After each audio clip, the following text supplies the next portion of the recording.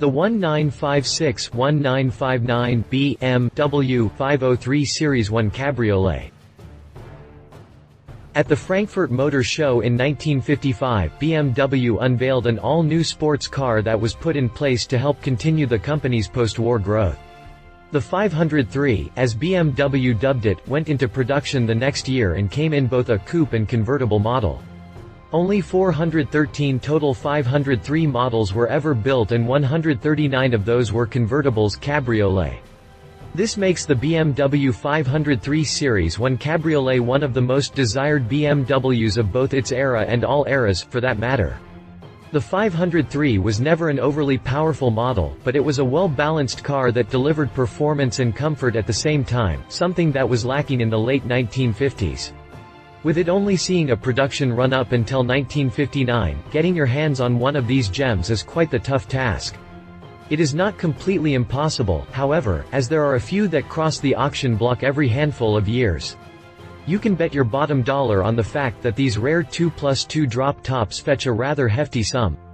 Click past the jump to read all about the 1956 through 1959 BMW 503 Series I Cabriolet. Exterior.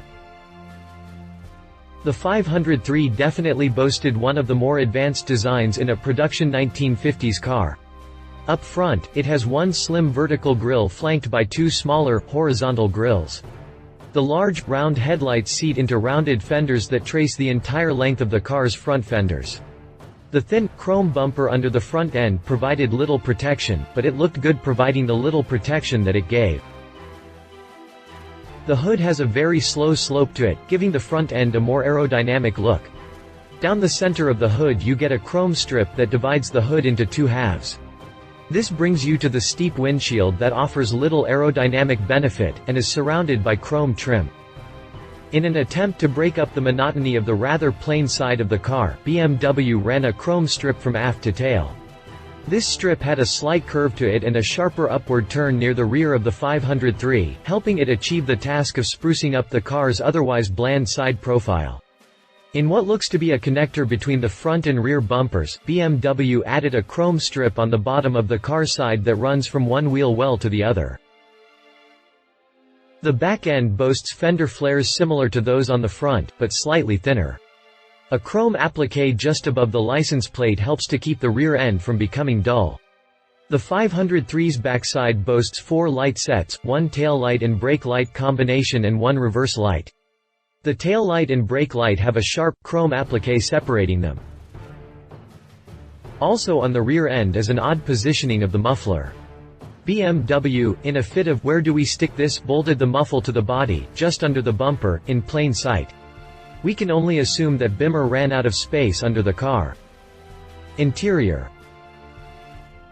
The inside of the BMW 503 boasted 2 front bucket seats and a small, 2-seat jumper in the rear. To call it a 2-seat jumper is a little generous, but that was its intention. The features were very basic, as were most 1950s cars. It did, however, boast a Becker Mexico AM radio, something not yet standard in every car built. Engine and transmission.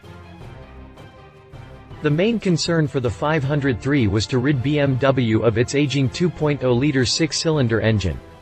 BMW manufactured the 503 to handle an all-new, aluminum block 3.2-liter V8 engine with twin Zenith carbs that pumped out 140 horsepower at 4,800 revolutions per minute and 159 pound-feet of torque at 3,800 horsepower. Those aren't staggering numbers, but in its time, they were pretty respectable for a small displacement V8.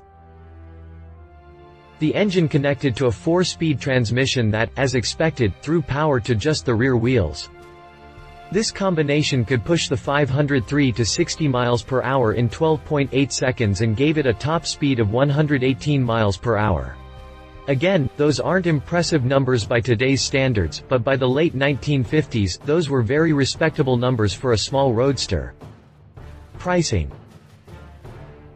Like we always say with collectible and classic cars, they are worth exactly how much someone will pay for them. NADA books out a high retail value of about $137,000 for a base model 503 Cabriolet. In real life, however, collectors are willing to pony up a little more dough, as Auctions is selling a fully restored 1956503 Series I Cabriolet at auction, and they anticipate it to go for $325,000 to $425,000. Conclusion. While the BMW 503 was not an overly fast or powerful car by today's standards, it was very respectable for its era. In addition to that, it is also a key element in BMW's return to glory following World War II. To boot, it is one of the rarest BMWs in the world, especially the Cabriolet model. Love it, great body lines for its era, stylish interior, super rare.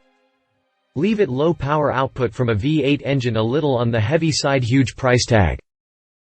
If you liked this video, please share your thoughts in the comments below and don't forget to hit the subscribe button.